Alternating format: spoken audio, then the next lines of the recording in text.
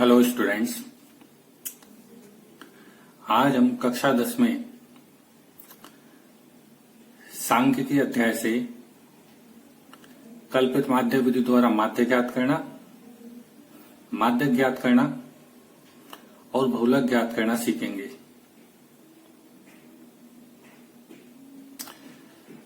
इन तीनों विधियों में से कोई दो विधि का परीक्षा में 6 अंक का एक प्रश्न आता है, तो आप ध्यान से सीखिए। सबसे पहले हम कल्पित माध्य विधि से माध्य ज्ञात करना सीखेंगे। तो हमारे पास वर्गीकृत बारंबारता सारणी दी गई है। वर्ग दे रखा है 0 से 10, 10 से 20, 20 से 30, 30 से 40, 40 से 50 और इनकी बारंबारताएं हैं 6, 10, 13, 7 और 4। इस दिए गए बंटन को सबसे पहले हम सारणी में व्यवस्थित करेंगे। सर्वप्रथम वर्ग लिखेंगे। वर्ग है लिखेंगे 0 से 10, 10 से 20, 20 से 30, 30 से 40, 40 से 50। इस तरीके से वर्ग जमा लेंगे। इन वर्गों को ध्यान से देखिए। 0 और 10 में 10 का अंतर है, 10 और 20 में 10 का अंतर है। प्रत्येक वर्ग में वर्ग अंतराल 10 का है। अब इनकी संगत बारंबारताएं लिखेंगे। तो पहले वर्ग की बारंबारता है 6,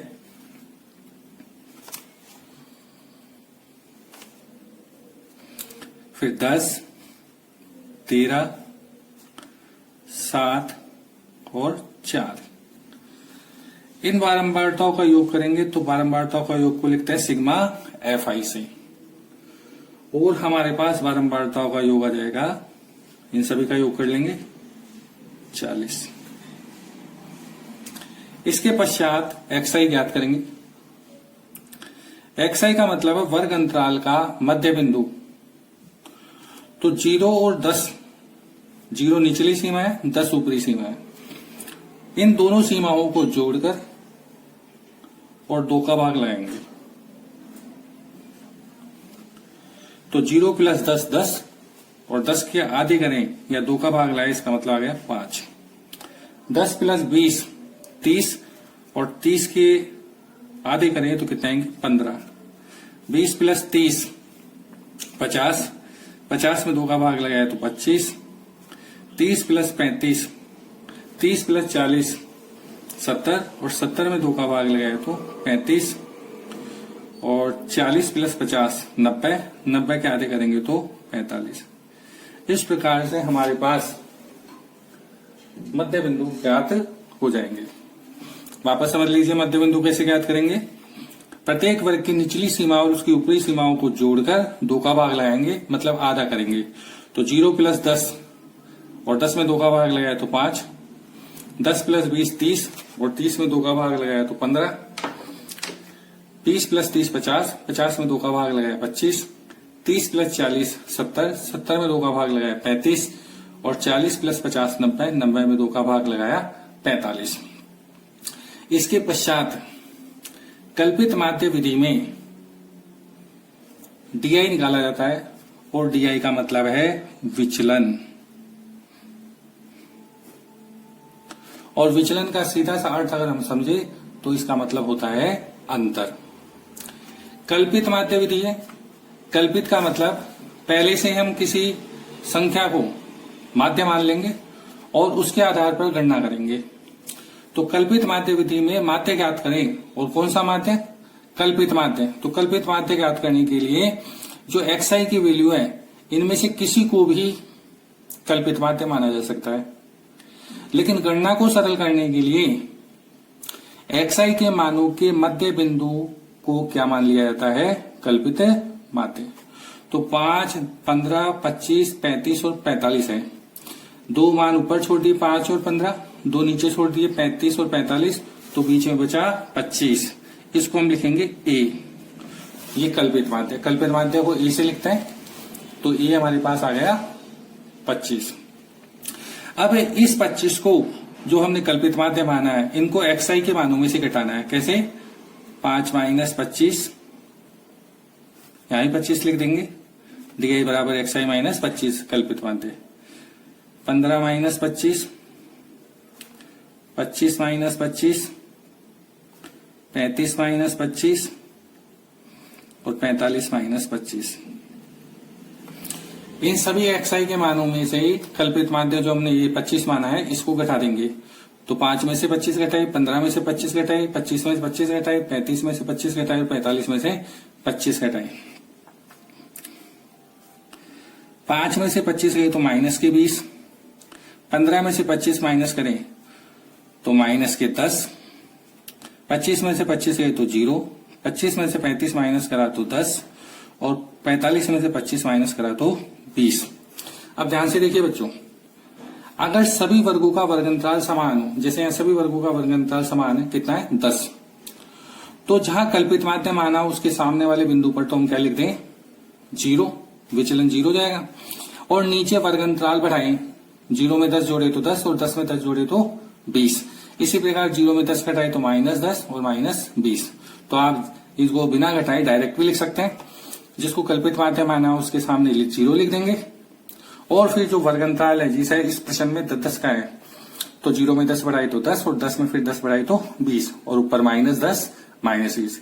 विचलन नीचे प्लस करेंगे, ऊपर माइनस करेंगे। इसके बाद बारंबारता एफ आई और डी आई इन दोनों को गुणा करना के लिखना है। एफ आई और डी आई मतलब एफ आई को डी आई से गुणा करना है।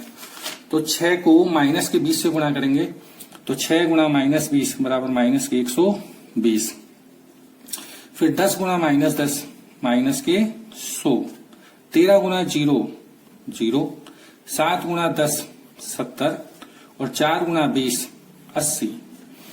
किस किस को गुणा करा एफ आई और डी आई। ये एफ आई है और ये डी आई है। संगत मानों गुणा करेंगे। 6 गुणा माइनस 20 माइनस 120। 10 गुणा माइनस 10 माइनस 110 माइनस 100। 10 गुणा माइनस 10 माइनस 100। 13 गुणा 0 0। 7 गुणा 10 70 और 4 गुणा 20 80। इस प्रकार से आपके पास प्राप्त हो जाए। और फिर इन दोनों को जोड़ें तो माइनस के 120 और माइनस के 100 माइनस के 220 और 70 और 80 को जोड़ें तो 150। और अब इन दोनों का योग करें तो सिग्मा एफ आई डी आई बराबर 150 में से 220 घटा दीजिए तो हमारे पास आएगा माइनस का 70। माइनस वाली संख्या एक जगह जोड़ लीजिए, प्लस वाली संख्या एक जोड़ लीजिए, एक जगह जोड़ लीजिए और फिर दोनों का अंतर ज्ञात कर लीजिए। अब हमारे पास कल्पित माध्य हमने माना है ए बराबर 25। सिग्मा एफ आई बारंबारताओं का योग हमारे पास है 40 और सिग्मा एफ आई डी आई इसका योग हमारे पास है माइनस के 70। अब कल्पित माध्य विधि से माध्य ज्ञात करने का सूत्र होता है माध्य एक्स बार बराबर A plus sigma F I D I बटा सिग्मा एफ आई। ये सूत्र आपको याद कर लेना है, बहुत सरल सूत्र है। माध्य एक्स बार बराबर A plus sigma F I D I बटा सिग्मा एफ आई। ऊपर से ये वाले मान सूत्र के अंदर रखेंगे। एक्स बार बराबर ए कितना है बच्चों 25 plus sigma F I D आई कितना माइनस 70 बटा सिग्मा एफ आई कितना है 40। ए की जगह 25 रख दिए। सिग्मा एफ आई डी आई का मान माइनस 70 है और सिग्मा एफ आई का मान 40 है। एक्स बार बराबर 25 प्लस गुणा माइनस माइनस और 1 0 से 1 0 काट देंगे तो कितने बच गए 7 बटा 4। 1 0 से 1 0 काट दिया, प्लस माइनस माइनस तो माइनस आ जाएगा और 7 बटा 4 बच जाएगा। 7 में 4 का भाग लगाएंगे। 7 में 4 का भाग लगाने पर हमको प्राप्त होता है 1.75। 7 में 4 का भाग लगाइए 1.75 आएगा और 25 में से 1.75 घटाइए तो हमारे पास उत्तर आएगा 23.25। इस प्रकार से आप कल्पित माध्य विधि से माध्य ज्ञात कर सकते हैं। सर्वप्रथम सूत्र है एक्स बार बराबर A plus sigma F I D I बटा सिग्मा एफ आई। ए की जगह 25 रखेंगे, ए का मान सिग्मा एफ आई डी आई की वैल्यू माइनस 70 और सिग्मा एफ आई की वैल्यू 40। 1 0 से 1 0 काट दीजिए, प्लस माइनस माइनस 7 बटा 4 बचे। 7 में 4 का भाग लगाइए तो माइनस 1.75 आएगा और 25 में से 1.75 घटाइए तो 23.25 आपके पास उत्तर प्राप्त हो जाएगा। तो बच्चों, ये कल्पित माध्य विधि द्वारा माध्य ज्ञात करने की विधि। अब कल्पित माध्य के बाद में हम बहुलक ज्ञात करना सीखेंगे। वर्गीकृत बारंबारता सारणी में बहुलक ज्ञात करेंगे। वर्गीकृत बारंबारता सारणी हमको दे रखी है 0 से 20, 20 से 40, 40 से 60, 60 से 80 और 80 से 100। बारंबारता है 3, 15, 24, 8 और 5। बहुलक ज्ञात करने के लिए कोई अलग से सारणी नहीं बनानी पड़ती, जो दिया है वही सारणी है। वर्ग लिख लेंगे 0 से 20, 20 से 40, 40 60, 60 से 80 और 80 से 100। और बारंबारताएं 3, 15, 24, 8 और 5। अब जो सबसे बड़ी बारंबारता है, इन सभी बारंबारताओं को ध्यान से देखिए, इनमें सबसे बड़ी बारंबारता कौन सी है? 24। तो 24 को हम बोलते हैं बहुलक वर्ग की बारंबारता और इसको लिखते हैं F1 से। सबसे बड़ी बारंबारता को लिखेंगे F1, इसके पीछे वाली बारंबारता को लिखेंगे F0 और इससे अगली बारंबारता को लिखेंगे F2। अधिकतम आवर्ती को या बारंबारताओं को F1, उसके ऊपर वाली को F0 और उसके नीचे वाली को F2 लिखेंगे। और F1 के सामने वाले वर्ग को बोलते हैं बहुलक वर्ग। और यहां पर बहुलक वर्ग 40 से 60 और 40 से 60 की निचली सीमा L बराबर है 40। तो हमारे पास बहुलक वर्ग है 40 से 60। जो सबसे बड़ी बारंबारता है उसके सामने वाला वर्ग ही बहुलक वर्ग है। और F0 बहुलक वर्ग से पहले वाली वर्ग की बारंबारता 15 है। बहुलक वर्ग की बारंबारता F1 बराबर 24 और बहुलक वर्ग से नीचे वाली वर्ग की बारंबारता F2 बराबर 8 और वर्ग अंतराल H 20, 40 और 60 में वर्ग अंतराल 60 माइनस 40 20। एक बार वापस समझ लेंगे, वर्ग और बारंबारताओं को जमा लेंगे। बारंबारताओं में जो सबसे बड़ी बारंबारता है उसको F1 लिखेंगे, इसके ठीक ऊपर वाली को F0 और बहुलक वर्ग से ठीक नीचे वाली को F2 लिखेंगे। और अधिकतम बारंबारता के सामने वाला वर्ग ही बहुलक वर्ग होगा, जिसकी निचली सीमा L बराबर 40 है और वर्ग अंतराल दोनों के बीच का अंतर कितने का? 20। तो बहुलक वर्ग तो 40 से 60, F0 15, F1 24, F2 8 और वर्ग अंतराल H बराबर 20 का है। यह बहुलक ज्ञात करने का सूत्र है। बहुलक Z बराबर L plus F1 minus F0 बटा 2 F1 minus F0 minus F2 गुणा H। इस सूत्र से हम बहुलक ज्ञात करेंगे।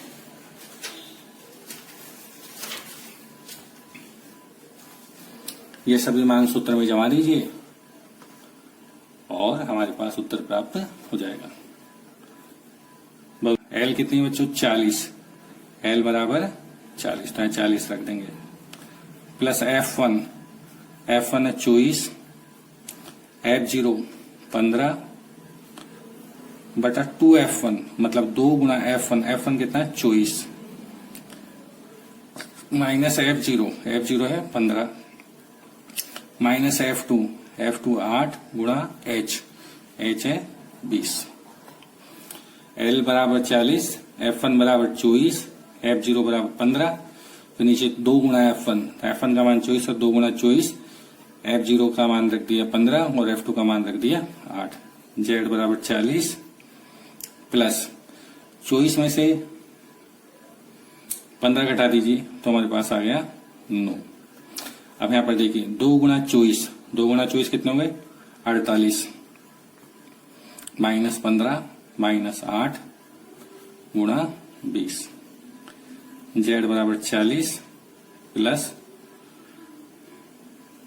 9 गुणा 20, 9 को 20 से गुणा करेंगे तो हमारे पास आ जाएगा 180 और 48 में से पहले 15 माइनस करेंगे और जो आएगा उसमें से 8 माइनस करेंगे तो 48 माइनस 15 माइनस 8 हमारे पास बचेगा 25, जेड बराबर 40 प्लस 180 में 25 का भाग लाएंगे तो हमारे पास आएगा 7.2 और 40 में 7.2 जोड़ेंगे तो हमारे पास उत्तर आएगा 47.2। 47.2 हमारे पास उत्तर प्राप्त हो जाएगा। 7.2 प्राप्त होगा और 40 प्लस 7.2 करेंगे तो हमारे पास 47.2 बहुलक प्राप्त हो जाएगा। के बाद बच्चों अब हम माध्यक ज्ञात करना सीखेंगे और माध्यक हम निकालेंगे वर्गीकृत बारंबारता सारणी में। हमारे पास वर्गीकृत बारंबारता सारणी दी हुई है। वर्ग है 0 से 8, 8 से 16, 16 से 24, 24 से 32, 32 से 40 और 40 से 48 और एफआई संगत बारंबारता दे रखी 42, 30, 50, 22, 8 और 5। बंटन को हम सारणी में व्यवस्थित करेंगे। तो पहले वर्ग, ये जो दे रखे हैं वर्ग यहां जमा लेंगे। 0 से 8, 8 से 16, 16 से 24, 24 से 32, 32 40 और 40 से 48 और संगत बारंबारता लिख देंगे 42, 30, 50, 22, 8 और 5। इसके बाद जो तीसरा कॉलम है इसमें हम बनाएंगे संचय बारंबारता। संचय बारंबारताओं को हम लिखते हैं CF से और संचय बारंबारता का मतलब है बारंबारताओं को जोड़कर लिखना। तो सर्वप्रथम संचय बारंबारता का कॉलम कैसे बनाएंगे वो देखिए आप। पहली बारंबारता 42, इसको ऐसे कैसे लिख देंगे। इस 42 में 30 जोड़िए तो 42 और 30 72। इस 72 में 50 जोड़िए अगली बारंबारता तो हमारे पास आएगा 122। 122 में अगली बारंबारता 22 जोड़िए तो 144। 144 में 8 जोड़िए तो 152 और 152 में 5 जोड़िए तो 157। वापस देखेंगे। सर्वप्रथम प्रथम बारंबारता 42 ऐसे कैसे लिख देंगे, फिर उसमें 30 जोड़ के 72, फिर उसमें 50 जोड़े तो 122, 122 में फिर 22 जोड़े तो 144, 144 में 8 जोड़े तो 152 और 152 में 5 जोड़े तो हमको प्राप्त होगा 157। बारंबारताओं का योग करेंगे, इन सभी का योग करेंगे तो बारंबारताओं का योग को हम लिखेंगे सिग्मा एफआई और ये हमारे पास आएगा 157। ये संचयी बारंबारता हमने सही बनाई है। इसको चेक करने का तरीका है कि बारंबारताओं का योग और संचयी बारंबारता का अंतिम मान ये दोनों समान होने चाहिए। तो देखिए यहाँ भी 157 आया है और यहाँ भी हमको 157 ही प्राप्त हुआ है। इसका मतलब हमारी संचयी बारंबारता ठीक है। अब माध्यक ज्ञात करेंगे तो ये जो बारंबारताओं का योग है इसको हम लिखते हैं n बराबर सिग्मा एफ आई। बारंबारताओं का योग सिग्मा एफ आई को हम बोलते हैं कैपिटल एन। तो कैपिटल एन का मान हमारे पास है 157। अब इस कैपिटल एन के मान का हम आधा करेंगे, मतलब 2 का भाग लगाएंगे तो 157 बटा 2। 157 में हम भाग लगाएंगे 2 का तो हमारे पास आएगा 78.5। वापस समझ लीजिए, बारंबारताओं का योग जो है सिग्मा एफ आई इसको बोलते हैं कैपिटल एन। तो कैपिटल एन का मान हमारे पास होगा 157। इसका आधा करेंगे, आधा करने के लिए 2 का भाग लगाएंगे तो n बटा 2। 157 में 2 का भाग लगाया तो 78.5। अब ये जो 78.5 आया है इसको हम देखेंगे कि संचयी बारंबारताओं में 72 और 122 के बीच हमको क्या मिल जाएगा 78.5। यहां आप ऐसे निशान लगा लीजिए। अब इस निशान के नीचे वाली संचयी बारंबारता के सामने वाला ये जो है ये लाइन ही हमारे प्रश्न को हल करने के लिए काम में आएगी। तो इसके लिए हम इसके ऊपर इस प्रकार से बॉक्स बना देते हैं।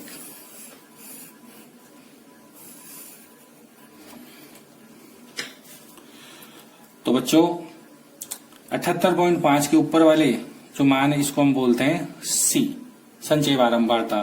तो सी का मान हमारे पास हो गया 72। इसके नीचे आकर 122 के सामने आएंगे तो ये मान हो गया हमारे पास एफ बराबर 50। और आगे चले तो ये 16 से 24 में निचली सीमा एल बराबर हमको प्राप्त हो जाएगी 16। तो माध्यक वर्ग की बात करें तो माध्यक वर्ग हमारे पास है माध्यक वर्ग 16 से 24। इसकी निचली सीमा L बराबर 16, F बराबर 50 माध्यक वर्ग की आवृत्ति और C बराबर 72। C बराबर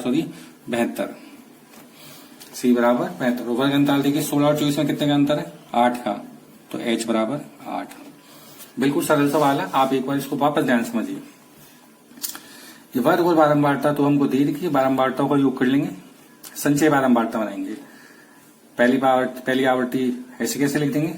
इसमें 30 जोड़े तो 72, 72 में 50 जोड़े तो 122, 122 में 22 जोड़े तो 144, 144 में 8 जोड़े तो 152 और 152 में 5 जोड़े तो 157। ये दोनों वैल्यू समान है, मतलब अब तक सवाल सही चल रहा है। ये जो बारंबारताओं का योग है इसको हम बोलते हैं कैपिटल एन। तो कैपिटल एन का मान कितना है? 157। और इस एन के मान का आधा करेंगे तो 78.5 आ जाएगा। यह 78.5 हम संचयी बारंबारता में जाके देखेंगे कौन सी दो मानों के बीच 78.5 है। तो 72 और 122 के बीच में हमको 78.5 मिल जाएगा। यह एरो लगाने के बाद आप नीचे से बॉक्स बना लीजिए, नीचे वाले पे ध्यान रखना है। तो इस बॉक्स के ऊपर वाला जो मान है 72, वो तो सी है, संचयी बारंबारता। और इस बॉक्स में या एफ के कॉलम में जो बारंबारता मिली है एफ बराबर 50 और माध्यक वर्ग हो जाएगा 16 से 24, जिसकी निचली सीमा एल बराबर 16 है। तो माध्यक वर्ग बराबर 16 से 24, निचली सीमा एल बराबर 16, माध्यक वर्ग की बारंबारता एफ बराबर 50, माध्यक वर्ग की संचयी बारंबारता सी बराबर 72 और वर्ग अंतराल हमारे पास 8 प्राप्त हो गया है। ठीक है बच्चों, अब माध्यक ज्ञात करेंगे। तो माध्यक का सूत्र है L plus n/2 minus C बटा F गुणा H। ये माध्यक ज्ञात करने का सूत्र है। माध्यक बराबर L plus n/2 minus C बटा F गुणा H। L का मान बताइए। L का मान 16, n/2 का मान है 78.5, C का मान है 72 बटा F का मान है 50 गुणा H। 50 ऐसे कैसे रहेंगे, 8 ऐसे कैसे रहेंगे। अब 6.5 को आप 8 से गुणा करेंगे तो हमारे पास प्राप्त होगा 52 और नीचे 50 ऐसे कैसे रहेगा। तो 16 प्लस 50 जो 16 प्लस 52 बटा 50। 78.5 में से 72 घटाएंगे तो हमको प्राप्त होगा 6.5 और 6.5 को 8 से गुणा करें तो हमारे पास 52 प्राप्त हो जाएगा। तो 16 प्लस 52 बटा 50। 52 में 50 का भाग लगाएंगे तो 1.04 प्राप्त होगा। 16 प्लस 1.04 बराबर 17.04। तो बच्चों आज हमने केंद्रीय प्रवृत्ति के माप में कल्पित माध्य विधि द्वारा माध्य ज्ञात करना, बहुलक ज्ञात करना और माध्य ज्ञात करना सीखा है। वीडियो अगर आपको अच्छा लगे तो लाइक कीजिए, शेयर कीजिए और चैनल को सब्सक्राइब कीजिए। और कोई सुझाव अगर आपके पास है तो कमेंट में लिखकर दीजिए। धन्यवाद।